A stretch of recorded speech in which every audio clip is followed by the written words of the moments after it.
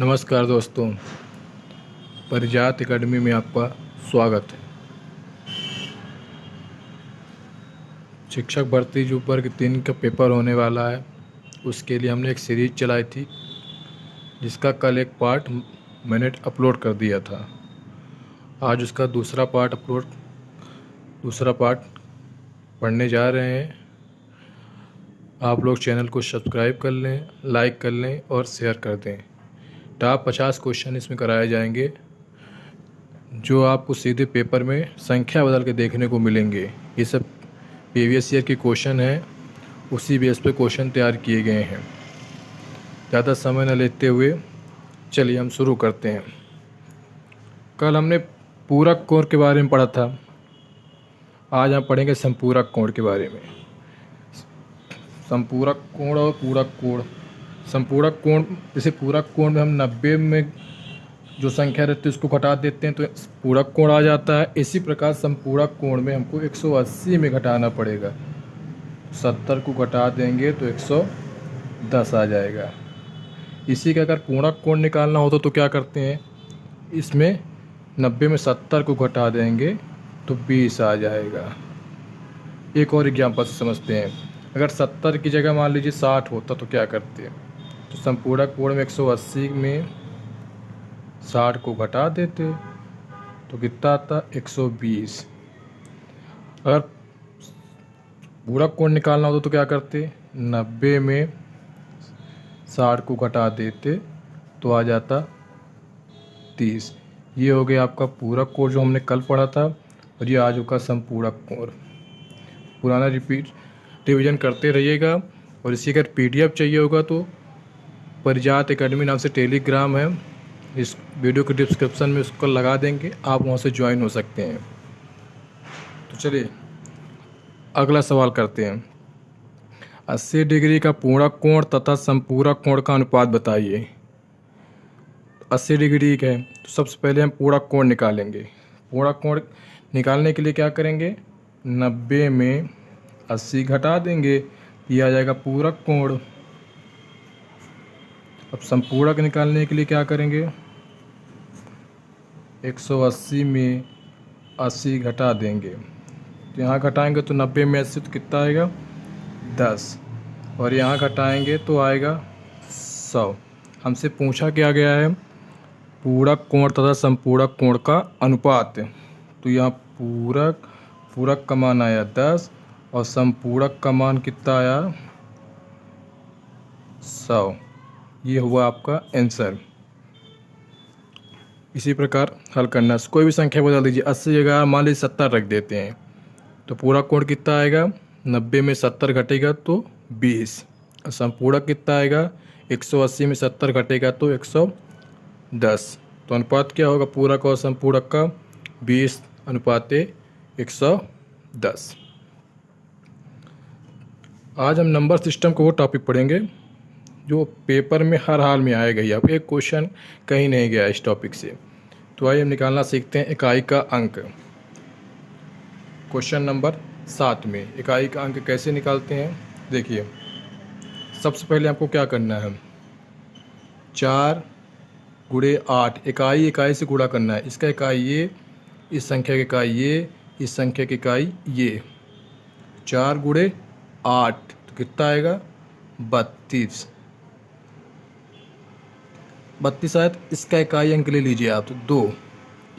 इस इकाई अंक से गुणा करेंगे कितना आएगा, 2 सत्ते 14। इसका भी इकाई अंक ले लीजिए 4, इससे गुणा कर देंगे कितना आएगा, 9 चौक 36। अब इसका आंसर क्या होगा, इकाई का अंक ये 6 है, इसलिए इसका आंसर आएगा 6। ठीक, समझ गए। सबसे पहले 4 को गुणे 8 से करेंगे तो 32 आएगा, उसमें इकाई का अंक ले लेंगे तो आएगा 2। फिर 2 का गुणा 7 से करेंगे तो इकाई का अंक आएगा 14 रहेगा, तो इकाई का अंक आएगा 4। 4 का गुणा फिर 9 से करेंगे तो 36 आएगा, 36 का इकाई का अंक रहेगा 6, तो इसलिए इसका आंसर आएगा 6। आप लोग भी मन में करते रहिए। अगला सवाल, इकाई का अंक ये है, इसमें 66 में इकाई का अंक 6 है, इसमें इकाई का अंक 3 है, इसमें इकाई का अंक 2 है। तो सभी इकाई के अंक का हमको गुणा करना है। 7 छंग 42 आएगा। इसका आपको सिर्फ इकाई का अंक लेना 2, 2 तिहाई 6, 6 दूनी 12, 12 में इकाई का अंक क्या है 2। यही इसका आंसर हो गया है। उम्मीद करते हैं आपको समझ में आ गया होगा। जो जहाँ पे समझ में ना आए उसको आप पूरा रिपीट कर लीजिएगा, बार बार देखेंगे तो आपको समझ में आ जाएगा। इस इकाई का अंक अगर आप छोड़ के जाएंगे तो आप अपना नुकसान कर लेंगे। नंबर 3 जो दिया है आप इसको कमेंट बॉक्स में उत्तर करके बताइएगा। कल हमने क्वेश्चन नंबर 8, कल हमने 3 का विभाज्यता नियम सीखा था।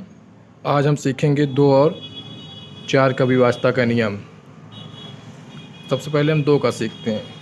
2 का आपको विभाज्यता का नियम सीखने के लिए कुछ भी नहीं करना होता, सिर्फ इकाई का अंक आप देखिए। अगर इकाई का अंक 2 से कट रहा है तो वो संख्या 2 से विभाज्य हो जाएगी। यानी इकाई का अंक अगर 2 से कट रहा है तो वो 2 से विभाज्य।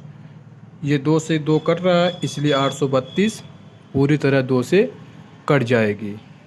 एक और उदाहरण लेते हैं। ये 8 है, इसमें इकाई का अंक 8 है। ये 2 से कटेगा कि नहीं कटेगा? 2 दूनी 4 होता है, यानी 2 के पहाड़ा में आ रहा है, इसलिए 798 भी 2 से पूरी तरह कट जाएगा। एक और उदाहरण लेते हैं। 1236 2 से कटेगा कि नहीं? तो सबसे पहले 2 का विभाज्यता का नियम क्या कहता है? इकाई का अंक आपको देखना है। इकाई का अंक 2 से कट रहा है, 6 2 से कट रहा है, 2 तिहाई 6, इसलिए 1236 भी 2 से पूरी तरह कट जाएगा।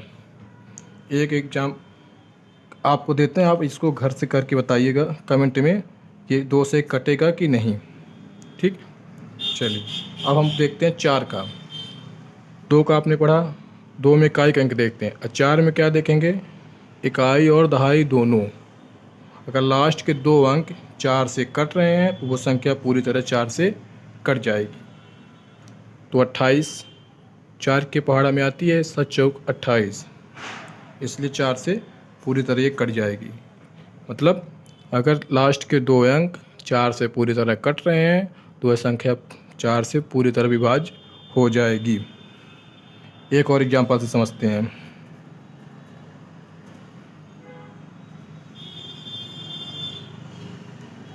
फिर लास्ट के 2 अंक आप देखिए, 72, क्या ये 4 से कटता है?